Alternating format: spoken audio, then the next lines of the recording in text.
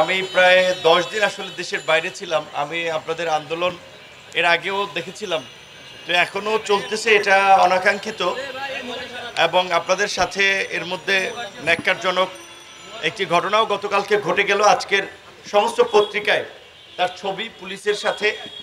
এটা আসলে আমাদের সকলের জন্যই লজ্জার। পুলিশের অবশ্যই আইন শৃঙ্খলা রক্ষায় কিছু পদক্ষেপ বা ভূমিকা নেওয়াটা প্রয়োজন, কিন্তু এখানে নিরস্ত্র শিক্ষক, তাদের সাথে আসলে আচরণটা মার্জিতভাবে করা যায়।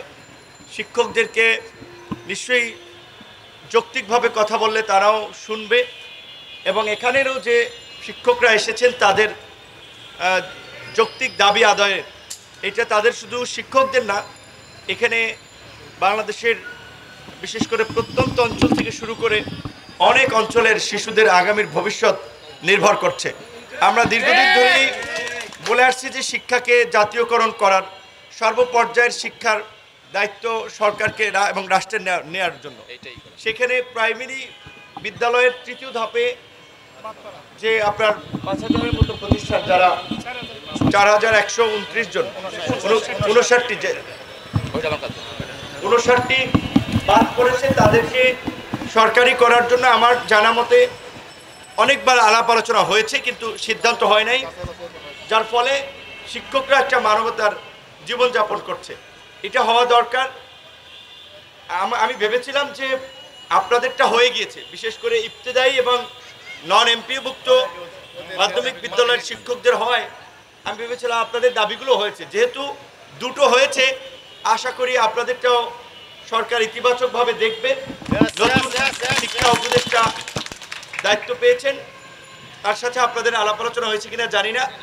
অ্যাজ এ ইন্ডিভিজুয়াল এবং গণ অধিকার পরিষদের পক্ষ থেকে আমাদের জায়গা থেকে আমরা বলবো, যেহেতু আজকে লাস্ট ওয়ার্কিং ডে, আগামী 2 দিন ক্লোজ ডে, তারপরেও আমরা ব্যক্তিগত জায়গা থেকে এই বিষয়টি নিয়ে সরকারের কাছ থেকে যেন দ্রুত একটা সিদ্ধান্ত আসে, সেই বিষয়ে আমি কথা বলবো। আমি জানতাম না আপনারা এখনো এখানে আছেন। আমি আরও বক্তব্য দিলাম, ভেবেছিলাম আপনাদেরটাও হয়ে গিয়েছে।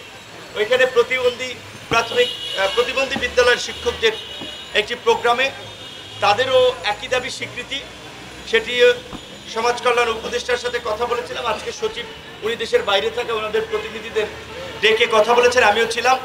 তারা ইতিবাচকভাবে আপনার তাদেরকে আশ্বস্ত করেছেন।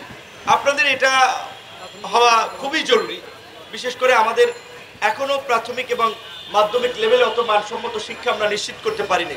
সেক্ষেত্রে অন্তত আপনার শিক্ষার হার বাড়ানোর ক্ষেত্রে কিংবা পিছিয়ে পড়া প্রত্যন্ত অঞ্চলের মানুষকে মেইন স্ট্রিমে নিয়ে আসার জন্য এই প্রাথমিক বিদ্যালয়গুলো একটা ভূমিকা রাখছে। সেই ক্ষেত্রে শিক্ষকরাই যদি সুযোগ সুবিধা না পায়, তাদের যদি বেতনের জন্য টেনশন করতে হয়, তাহলে তারা আসলে কি শেখাবেন? তো আমাদের জায়গা থেকে গণ অধিকার পরিষদের পক্ষ থেকে সংহতি রইল, একাত্মতা পোষণ করছে, এবং আমাদের জায়গা থেকে আমরা সরকারের কাছে বিষয়টা